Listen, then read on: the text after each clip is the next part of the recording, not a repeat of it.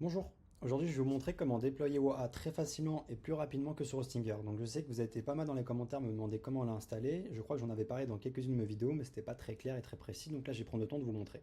À savoir qu'en plus j'ai trouvé une solution plus simple qu'Hostinger pour installer WAA. Donc pour installer WAA, vous aurez un lien en description, je vous invite à cliquer dessus, ça va vous ramener chez Railway. Donc Railway en fait c'est un peu comme un Hostinger, un Vercel ou un Netlify, ça vous permet de déployer en fait des solutions comme N8N d'ailleurs ou encore WAA. Donc vous créez un compte, ici vous pouvez cliquer sur se connecter avec un adresse mail si vous n'avez pas de GitHub, donc moi je vais me connecter avec Google. Hop,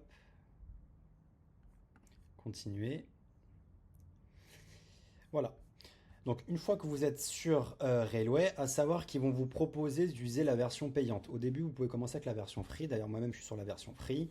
Et si jamais vous voulez essayer la version payante, vous pouvez essayer. Ce qui compte, c'est qu'une fois que vous êtes sur cette interface-là, vous cliquez sur Nouveau. Donc là, on va créer un nouveau projet. Je clique sur Nouveau, je clique sur Templates.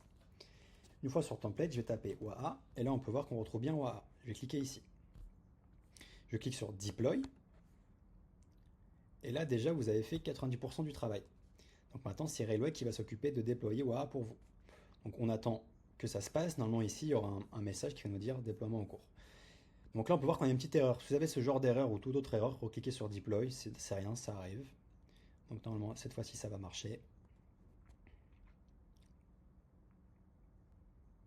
Voilà, donc ça prend un peu de temps, c'est normal. Donc on peut voir ici ce qui est en train de se passer sur Railway. On va attendre qu'ils nous disent que ça soit bien déployé.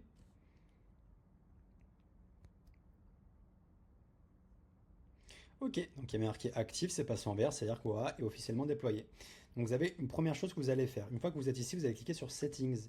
Et là, vous allez cliquer ici sur Generate Domain. Je clique une fois dessus. Hop, et ça m'a généré un domaine. Donc là, c'est le domaine pour accéder à WAA. Donc celui-ci, vous pouvez bien le noter, le garder, etc. Donc là, pour le moment, le domaine, il n'est pas personnalisable, uniquement si vous prenez la version payante de Railway. Et je vous expliquerai en fin de la vidéo comment marche un peu le système d'abonnement chez Railway. Donc là, on peut cliquer dessus.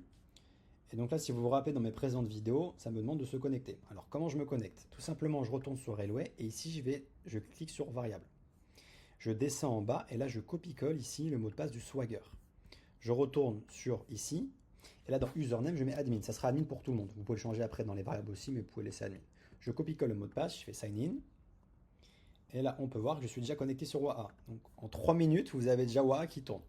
Maintenant, si vous voulez aller plus loin, donc comme dans mes vidéos, quand vous cliquez sur Dashboard ici, pareil, vous remettez Admin. Et cette fois-ci, c'est pas le password Swagger, mais le password Dashboard. Donc pareil, je copie-colle le dashboard, je retourne ici, je clique sur Password, je copie-colle, Sign In. Et voilà, déjà vous avez WAA qui tourne. Après, vous n'avez plus qu'à le configurer. Donc déjà aussi petite astuce, mais je pourrais faire une vidéo dédiée sur vraiment comment déployer un Agentya de A à Z, de l'installation de WAA à la mise en place sur un 8N et au test. Mais là déjà, vous pouvez aller cliquer sur Edit Worker. Ici, ça vous demande une clé API, c'est pour ça qu'on avait une erreur. Je retourne sur Railway dans Variable. En haut, il y a API Key. Je copie-colle. Je retourne sur l'interface, pardon, WAA. Je copie-colle la clé et je fais Save. Donc voilà, 4 minutes, vous avez déjà WAA qui tourne.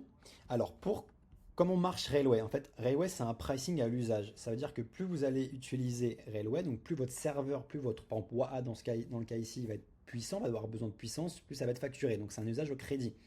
Ce qui fait que très honnêtement, WAA, ça ne consomme pas grand-chose. Donc vous allez peut-être tourner à 5 centimes, 10 centimes, 20 centimes le mois. Par contre, ce qui est bien, c'est que si jamais vous mettez aussi N8N dessus, vous mettez plusieurs instances WAA, vous aurez besoin forcément de plus de puissance et du coup, bah, ça va automatiquement utiliser plus de crédit. Donc voilà, c'est une solution qui est pas mal.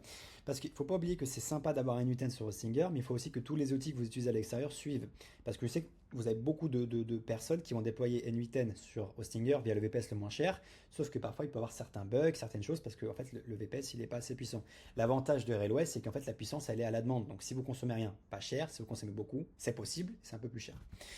Donc voilà, donc s'il y avait une question, n'hésitez pas à la mettre en commentaire. Surtout, cliquez bien sur le lien qui est en description pour accéder à Railway parce que vous aurez 20 € offerts de crédit lors de votre première utilisation si c'est la première fois que vous créez votre compte. Et je vous dis à la prochaine pour une prochaine vidéo.